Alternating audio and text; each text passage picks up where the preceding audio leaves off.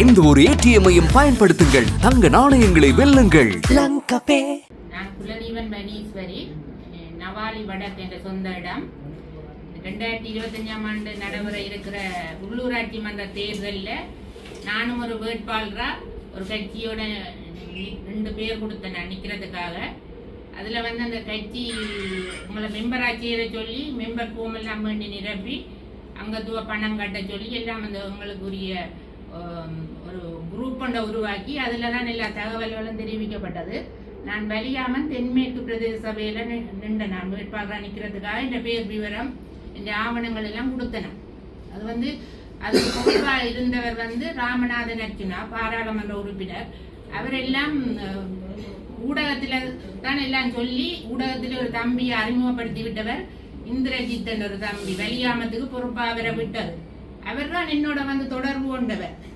என்ற நம்பர்ல அவர் தான் முதல் தொடர்பு கொண்டு இப்படியாக்கா நீங்க எங்களோட நிக்கிறீங்களோன்னு கேட்க, நானும் என்னென்னா அவரை நம்பி எல்லா மக்களையும் மாரி நானும் அவரை நம்பினேன். என்னென்னா பாராளுமன்றத்துல போய் எல்லாத்தையும் கதைக்கிறேன், அப்ப எங்களோட ஊர் மக்களோட பிரச்சனையும் அவர் மூலம் கொண்டுடலாம் என்ற ஒரு நம்பி நான் போய் நானும் அதுல சேர்ந்து கேட்போம்னு சொல்லி ஓமன்னு சொல்லி எல்லாத்தையும் கொடுத்தனாங்க.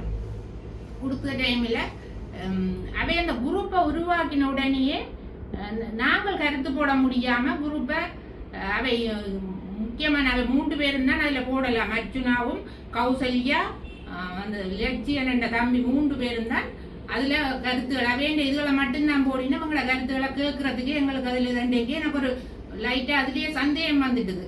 ஏனுமே எப்படி மறைக்கணும் அதை நாங்கள் எங்களோட கருத்தை வெளியிட முடியாம இருந்தது. அப்ப எங்கள்கிட்ட அந்த தம்பி தான் இல்ல ஆவணங்களை வாங்கிட்டு போறார், சைன் எல்லாத்தையும் எங்கள்கிட்ட வேண்டிட்டு போனேன். நான் அப்ப கேட்கிறேன், தம்பி நாங்கள் இதை உதவி செய்யணுமோ ஒன்று சொல்ல, இல்லையா கதவை இல்லையா நான் அப்ப அவரை நாங்க சந்திக்கணும், இப்ப உங்களை சந்திப்பேன் எல்லாத்தையும் நான் கேட்கிறேன். கேட்க சொன்ன இல்லையாக்கா அவர் நேரம் இல்லாம ஓடி திரியிறாரு. ஆனா ஊடகத்துலதான் சொல்றாரு ஆக்கள் இருக்கணும்னா ஆக்கள் பற்றாக்குறை இருந்தது. ஆக்கள் பற்றாக்குறை நான் ஓடி திரிகிறேன் 100 கீழ ஓடி இந்த பக்கத்துல நான் வடக்கு கிழக்குக்கெல்லாம் போய் கேட்கிறேன். செய்யக்கூடிய பிள்ளைகள் இருக்கிற பொம்பளை பிள்ளைகள் கேட்க ஓமண்டு சொன்ன பிள்ளை அடுத்த நாள் அந்த உறவினர்கிட்ட விசாரிச்சிருக்கிறான். அப்படி அர்ச்சனா பற்றி விசாரிக்க சொல்லினா பேசுவார், நல்லவர் தான், நான் பேசி இதை கலைச்சி விட்டுறேன் நீங்க எதன்னா அந்த பிள்ளை அடுத்த நேரம் அப்படியே போன் எடுத்து சொல்லுது, ஐயோ நாங்க வரே இல்லை அவர் பேசுவாராம், கடைசி வரையும் நான் வர மாட்டேன்னு எல்லாம் சொல்லிட்டு. அப்ப நான் இல்லாடா அந்த கடைசியா ஆக்கள் பற்றாக்குறையில நான் இந்த மகள் படிக்கிற மகள் இவற்றை இதெல்லாம் ஆக்கள் பற்றாக்குறைக்காக கொடுத்தன. அப்படி கொடுத்து இல்லாட்ட இதெல்லாம் போமெல்லாம் வேண்டி சைன் பண்ணிட்டு அவங்களோட சைனும் கடையில தான் வேண்டிட்டார். கடையில தான் எல்லாம் வேண்டி போட்டு நான் கடைசி நாளும் கேட்கிறேன் காசு கட்ட. கடைசி நாள்ல அந்த காசு பற்றாக்குறை வேற வாய்ஸ் மெசேஜ் போடினோம். வாய்ஸ் மெசேஜ் சொல்லி போட்டவே காசு பற்றாக்குறையா இருக்கு, எல்லா வேட்பாளரும் காசை போடும்போ காசு பற்றாக்குறையா இருக்குன்னு கடைசி நாள் 19ஆம் தேதி தான் முடிவு டேட். அதுக்கிடையில போடும்போ நீங்க வேட்பாளரா இல்லாத பட்சத்துல இந்த காசு திருப்பி தரப்படும். நானும் என்ன செய்தேன், உடனே காசு இல்லையா உடனே மாறி கொண்டு போய் 5000 ரூபாய அக்கௌண்ட்ல அந்த லட்சியன் என்ற தம்பி தன் அக்கௌண்ட் நம்பர் எல்லாத்தையும் குரூப்ல போட்டிருந்தவர் கொண்டு போய் அந்த காசு 5000 ரூபாயும் போட்டுட்டு வந்தேன். அப்ப காசு நாங்கள் இன்னத்துல பாக்குறோம்டா இந்த கட்சி இது எல்லாத்தையும் அவர் யூடியூப்ல தான் பார்க்க வேண்டி கிடக்கு, ஊடகத்துல எல்லாத்தையும் சொல்றாரு, அதை பார்த்து தான் தெரிய வேண்டி கிடக்கு. கடைசி நாளும் அந்த முதல் நாள் சைன் பண்ணி கேட்கிறேன், தம்பி நாங்க வரணும் இல்லோ வர தேவையில்லை இல்லையாக்கா நீங்க வர தேவையில்லைன்னு அந்த தம்பி எல்லாத்தையும் சொல்லி போட்டு வேண்டி கொண்டு போயிட்டு கடைசியா என்னண்டா அந்த 12 மணி ரிஜெக்ட் டேட் முடியுது, 20ஆம் தேதி க்ளோசிங் டேட்ன்றது எங்களுக்கு தெரிய இல்லை. அப்ப 6 மணிக்கு யூடியூப்ல அர்ஜுனாண்ட யூடியூப்ல வருகுது, பார்த்தா ரிஜெக்ட் சொல்லப்படுது, வலியாமன் ரிஜெக்ட். எனக்கு பெரிய ஒரு இடி விழுந்த மாதிரி தலையில. அப்ப நான் என்ன உடனே இந்த தம்பிக்கு போன் எடுத்து கேட்கிறேன், என்ன தம்பி ரிஜெக்ட் சொன்னேன், என்னண்டு நீனா சொல்லல 7 மணிக்கு தான் நான் அறிகிறேன். அப்ப எடுத்து கேட்டா ஓமாக்கா ஃபைல் ஒன்றும் அங்க குடுபடை இல்லை, நாங்கள் யூஎஸ் கோட்டல்ல ஒரு கௌசல்யா 7:30க்கு தங்களுக்கு நிக்க சொல்லி தங்களுக்கு மெசேஜ் அனுப்பினவா காலமே நில்லுங்கோடு நாங்கள் 3 பேர் வலியாம மேற்கு வடக்கு தென்மேற்கு 3 இதுல பொறுப்பா நின்றது. அவைய 3 பேரும் தாங்கள் போய் யூஎஸ் கோட்டல்ல காலை மேல இருந்து வெயிட் பண்ணினது. இவை 11:45 வரையும் வெறைய இல்லையா, கூப்பிட வெறைய இல்லையன்றதும் தாங்கள் வந்து கட்டசியா ஒன்றும் செய்யலாம அந்த ஃபோமோல தாங்கள் எல்லாம் நிரப்பி ரெடிக்க பண்ணி வச்சிருந்ததா. 11:45 அடிக்கிற டாக்டருக்கு அடிக்க அவர் சொல்றாரு உங்க செய்றீங்க வாங்க கொண்டு 11 அப்ப நாங்க 11:15 போய் நீங்க என்ன செய்ய முடியும் அங்க கொண்டு போனா அங்க ஃபைல் உள்ளுக்கு போகவே இல்லை. 12 மணி கிட்டே ஆச்சு. ஜூஎஸ் ஹோட்டல்ல இருந்து இப்ப கச்சேரிக்குள்ள போகவே 12 மணி ஆயிடும். அப்ப 12 மணி கொண்டு எப்படி கொடுக்குறதுன்னு நான் வேற பேசி போட்டு 3 பேருக்கு எல்லாருக்கும் வாய்ஸ் மெசேஜ் போட்டு விட்டேன். இப்படித்தானே எங்களுக்கு பதில் சொல்லுங்க, இதை நான் சும்மா விட போறது இல்லையென்று நான் டென்ஷன் ஆகி கட்டி போட்டு அவர் பிரகாஷ் என்றவர் வடமராட்சிக்கு இதா இருக்கிறார், கருத்துறை இதுல வேட்பாளராக இருக்கிறவர். அவர் தான் என்ன முக்கியமா இதுக்குள்ள கொண்டு வந்ததை அவர் நீங்க நில்லுங்க, நான் ஆட்கள் பற்றாக்குறை சொல்றேன், நான் நம்ம நிக்க இல்லை, எனக்கு வேணாம், எனக்கு வேற ஒரு இதுல நான் எனக்கு வெறும் வாய்ப்பு, இது மக்கள் என்ன இந்த முகத்துக்கு போடுற ஓட்டு நான் இந்த ஊர் மக்களுக்கு செய்யணும்ன்றதுக்காக தான் இதுக்கு நிற்கிறேன். இல்ல நில்லுங்க, ஆக்கள் இருக்கணும், நீங்க இதண்டாதீங்க நிக்கணும். நாங்க பார்த்தா ஒரு தரம் இல்லை, அவருக்கு ஒரு தரம் அதுக்கு பிறகு போன் அடிக்கணும்ல நாங்கள் எடுக்க. அப்ப நான் என்ன செய்தேன்டா அடுத்த நாள் பேசி போட்டு வச்சுட்டேன். அடுத்த நாள் தேர்தல் ஆணையாளர்கிட்ட போனேன், வெள்ளிக்கிழமை போய் அவ்வளவு அங்க போகத்தான் முழு உண்மையும் எனக்கு தெரிய வந்தது. இப்ப ஃபைல் கொடுக்கவே இல்லை, அங்க உள்ளுக்கு போகாம இல்ல, ரிஜெக்டும் இல்லை. ஃபைல் உள்ளுக்கு போனா தான் ரிஜெக்ட்னு சொல்லுவீங்க. கேட்டேன் நம்ம கடிதம் இதன் கொடுத்தனீங்களோ சார், இல்ல ஏனண்டா அர்ஜுனாவை கூப்பிட்டு தேர்தல் ஆணையாளர் ஒரு 2-3 நாளைக்கு முந்தையே காசு கட்ட போன இடத்த அப்பளம் விளங்கப்படுத்தி இருக்கிற தேர்தல் ஆணையாளர். இப்பெல்லாம் நீங்க உங்களோட தனி பேர்ல காசு கட்ட முடியாது, சுயேட்சை குழுவில் தான் இதோனும். அப்ப தனித்தனி இது பாராளுமன்ற தேர்தல் மாதிரி இல்ல, உள்ளூராட்சி தேர்தல் இந்த சட்ட திட்டங்கள் வேறு. அப்ப அதால நீங்க கட்ட முடியாத காசு. அப்ப 2 பேரையும் நிறுத்தி வச்சு வடிவ கௌசல்யாவையும் ராமநாதன் அர்ச்சனாவையும் வச்சு விளங்கப்படுத்தி இருக்கிறேன். அப்ப ராமநாதன் அர்ச்சனாட்ட நான் ஒரே ஒரு கேள்வி கேட்கிறேன், நீங்கள் இவ்வளவு விவரமான நீங்கள் பாராளுமன்றத்தில் இந்த பட்ஜெட்டுக்கு எல்லாம் புத்தகம் படிச்சு விளங்கப்படுத்துறீங்க, இந்த ஒவ்வொரு டிசிசி மீட்டிங்கா போய் ஒவ்வொரு அதிகாரியும் கேள்வி கேட்கறீங்க. உங்களுக்கு தெரியாத இந்த ஒரு சின்ன விஷயம், போம் நிரப்புறது எப்படி, ஆக்கள் காசு கட்டிடுறது எப்படி, உங்களுக்கு வடிவா செய்ய முடியும். 4 நாளைக்கு முந்தைய உங்களுக்கு இந்த விவரம் எல்லாம் தெரிஞ்சிருக்கு. அப்ப உங்களை கூப்பிட்டீங்களா? நாங்க உங்களை நம்பி நின்ற வேட்பாளர்களை ஒரு இடத்த கூப்பிட்டீங்களா? கூப்பிடல, திட்டமிட்டு ரிஜெக்ட் பண்ணி இருக்கிறீங்க வெளியாமத்தை. நான் அப்படித்தான் சொல்றேன். நான் இன்றைக்கு வந்தது இந்த மக்கள் இவரை நம்பி இருக்கிற மக்கள். நான் எனக்கு 2 வாய்ப்பு கிடைச்சது, நான் அதை விட்டுட்டு இங்க வந்து இவையோட நின்றதுண்டா இந்த ஊர்ல இருக்கிற மக்கள் சொன்ன காரணம் ராமநாதன் அர்ச்சனா தான் மாகாண சபையில பெருவாரக்கா நீங்க இவரோட நில்லுங்க, உங்களுக்கு நான் ஓட்டு போடுவேன். அப்ப ஒவ்வொரு குடும்பத்திலும் 20 ஓட்டு நான் மக்கள் சொல்றதான் கேட்டு வந்தேன். ஆனா இன்றைக்கு அந்த மக்களை நீங்கள் ஏமாத்துறீங்க. நீங்க ஏமாத்த நாங்கள் நான் ஏமாந்துட்டேன், பரவாயில்ல. அந்த மக்களை ஏமாற விடக்கூடாதுக்காக தான் நான் இந்த வந்திருக்கிறேன். சரியோ, நான் அவ்வளவு தூரம் உங்களை ஏமாத்தி போட்டீங்க.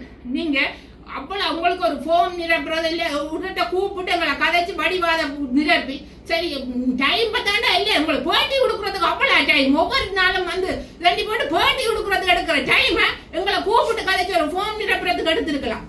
முதல் அனுபவம் சொல்லி தட்டி கழிக்கிறீங்க, ரிஜெக்ட் சிம்பிளா சொல்லிட்டு போறீங்க. உங்களுக்கு இந்த தேர்தல் முக்கியம் இல்லையா? ஆனா உங்களுக்கு கிராமங்கள் மட்டங்கள்ல இருக்கிற எங்களுக்கு இது முக்கியமான தேர்தல்.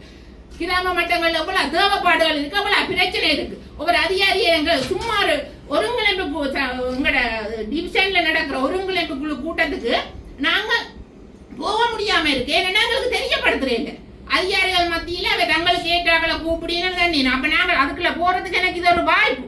நான் உள்ளூராட்சி தேர்தலில் போனா எனக்கு அந்த ஒரு வாய்ப்பு தெரிய வரும். அப்படியான ஒரு சந்தர்ப்பத்தை எதிர்பார்த்து தான் நான் நின்று நான் கட்ட நான் இதுக்கு போவேன் எனக்கு ஒரு இது இருந்தது. கடைசியில ஏமாத்தி போட்டு இப்ப சிம்பிளா கையை விரிச்சிட்டு சொல்றீங்க புல விட்டுட்டேன்னு என்ன மன்னிச்சு கொள்ளுங்க. நீங்க ஊடகத்துலதான் அரசியல் செய்யறீங்க, உங்களை நம்பி நாங்கள் எப்படி வர முடியும்? நான் அதான் ஊடகத்திலேயே வந்து உங்களை கேள்வி கேட்கிறேன். அதுக்கு பிறகு நான் சரி டாக்குமெண்ட்ஸை தாங்கன்னா அதுக்கு பிறகு சட்டம் கழிக்கிறீங்க. டாக்குமெண்ட்ஸ் உங்களோட கட்சியில நான் நிக்க விரும்பவே இல்லை.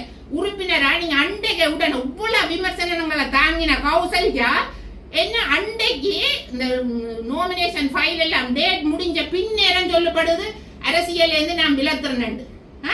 உங்களை பேக்காடுறீங்களா? இப்ப நாங்கள் எப்படி உறுப்பினர் ஃபார்ம்ல சைன் பண்ணி இருக்கிறோம், கௌசல்யாவை செயலாளர் ஆயிட்டு அர்ச்சனாவை தலைவர் ஆயிட்டு தான் நான் சைன் பண்ணி இருக்கிறேன்.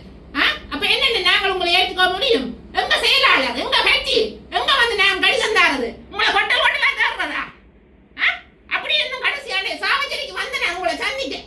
அப்பதான் என் போன் நம்பரை பண்றீங்க, போன்ல கலைக்கிறான். ஏன் என்னோட நேர கதைக்கு உங்களுக்கு ஒரு 5 நிமிஷம் டைம் இல்லை. எங்களை நாங்க தேடி பிடிக்கிறது உங்கள்ட்ட கடிதம் பண்ணது எங்க தாரது எங்க நான் புதன்றது. நான் நிக்க மாட்டேன், நான் இந்த உறுப்பினரா உங்களோட இதுல நிக்க மாட்டேன். நீங்க எந்த கோட் சூப்பராலும் எனக்கு வந்து உங்களோட இதான் தெரியும். ரைட்டா? நான் கேஸ் போட்டுட்டு தான் வந்திருக்கேன். உங்கள்ட்ட கேஸ் போட்டு இந்த காசு 5000 நான் வேண்டிட்டேன். இப்படி எல்லாரும் ஆதங்கத்தோட தான் இருக்கணும். இவரை திட்டிக் கொண்டு எங்களோட வெளியாமத்துல அவ்வளவு பேர் முகமாற்றப்பட்டிருக்கணும். ஆனா வெளியினம் இல்லை. ஏனென்றா அவைய எல்லாம் கஷ்டப்பட்ட மக்கள், அன்றாட உழைச்சி சாப்பிடுற மக்கள், ஊருக்கு இருக்கிறவைய நம்பாம நாங்கள் இவரை நம்பினது நாங்க செய்த பிள்ளை. சரி, எங்களோட இருக்கிற மக்கள், எங்களோட இருக்கிற வேட்பாளர், எங்களோட இருக்கிற கட்சிகளை நாங்க நம்பாம உங்களை நம்பி ஏமாந்துட்டோம். ஆனா இது எனக்கு ஒரு படிப்பின, எங்களோட மக்களுக்கும் இது ஒரு விழிப்புணர்வு வரணுமன்றதுக்காக தான் நான் வந்திருக்கிறேன். எல்லா மக்களும் இது ஒரு இதாண்டி போட்டு என்ன செய்யணும்டா, நீங்க இவர் சொல்றது ஓட்டு போடாதீங்க, இவரை நம்பி ஓட்டு போடாதீங்க. 2 தேர்தல் இவர் ஒரு தலைமத்துவம்டா எப்படி இருக்கணும்? பாராளுமன்றத்துல நீ 10 பேர், என்ன 10 பேரை தலைத்துவத்தை நடத்த முடியாத நீ எப்படி ஒரு கட்சியை நடத்துவாய்? உள்ளூராட்சி தேர்தல்ல உனக்கு ஒரு தலைமத்துவத்துக்கு கீழே கட்டுப்பட்டு நாங்க சின்ன தம்பி என்றாலும் அவற்றை சொல்லு கேட்டு நான் இருந்தேனா? தலைமத்துவத்துக்கு கட்டுப்பட்டு தான் நாங்கள் இருந்தனாங்க. ஆனா நீங்க அந்த தலைமத்துவத்துக்கு சரியா செய்யறீங்களா? உங்களை நம்பி எப்படி நாட்டை ஒப்படைக்க முடியும் உங்கள்கிட்ட? தலைமத்துவம் என்னன்னு தெரிஞ்சுக்கோங்க. யூடியூப்ல செய்யறது இல்ல தலைமத்துவம். நேரடியா மக்கள்கிட்ட ரங்கியவ வேலை செய்யணுமோ அவைதான்.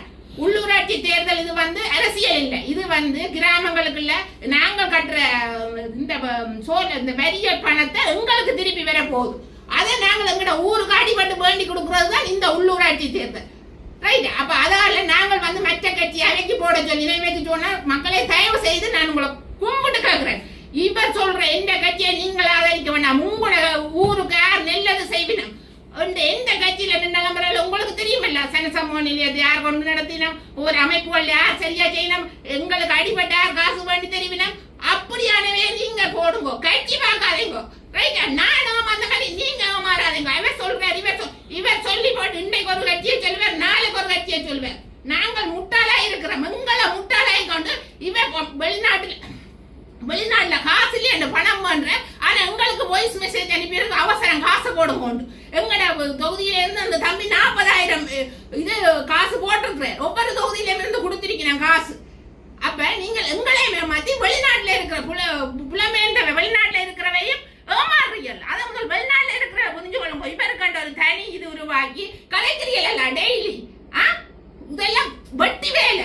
நீங்கெல்லாம் இவரை வளர்த்து விட்டு இருக்கீங்க. பாட்டு உருவாக்கு நீங்க எல்லாம் செய்து இவரை வளர்த்து விட்டு அடிமட்டத்தில் இருக்க அப்பாவி மக்களை நம்ப வைக்கிறீங்க. சரியா? மக்கள் அடிமை உண்மையா அரசாங்க உத்தியோகத்தன்மார் எல்லாருமே விவரமா இருக்கணும். இவரை பற்றி பெரிய பெரிய இடத்துல இருக்கிற விவரமா இல்லை. நாங்கள் அடிமட்டத்தில் இருக்கிற மக்கள்லாம் இவரை நம்பி ஏமாறுறோம். இன்னும் ஏமாற போறோம். இது நடக்க கூடாதுக்காக தான் நான் வந்தா எனக்கு என்ன ஆனாலும் பரவாயில்ல. ரைட்டா? நீங்க என்னத்துக்கு பயப்படினோம்? இவர் பேசுவார், கொமெண்ட்ல பண்ணுவார், தேவையில்லாத கதைகள் கதைப்பார். எந்த விமர்சனத்தையும் தாங்கிறதுக்கு ரெடியா தான் நான் வந்திருக்கிறேன். இவரை பற்றி வெளியில சொல்லணும்.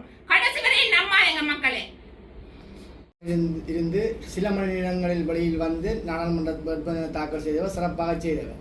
ஆனால் உள்ளூராட்சி மன்ற தேர்தலுக்கு நீண்ட காலம் இருந்தது.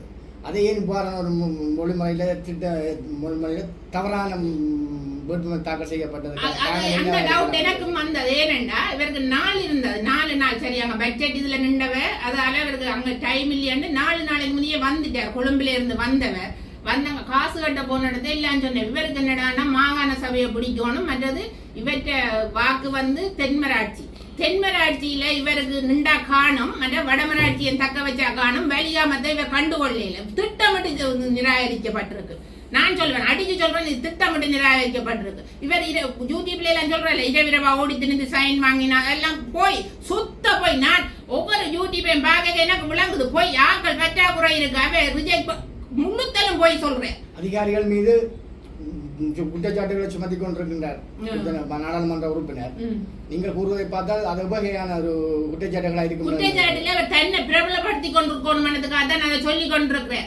நீ சரி அவையில குற்றம் சாட்டுற இல்ல, அதை நிரூபிக்கிறியா, அதை செய்யறியா? இல்ல, ஒண்ணுமே அதை சரி செய்யற மாதிரி இல்ல. நெடுகளும் அந்த இதுல இருக்கணும்ன்றதுக்காக ஊடகத்துல தண்ட மக்களை இதண்டோணும்ன்றதுக்காக அதையே சொல்லி கொண்டிருக்கிறேன். அவைக்கு ஒரு டைம் கொடுக்கணும். அது சரியா செய்தவையாண்டு பார்த்து போடுறியா?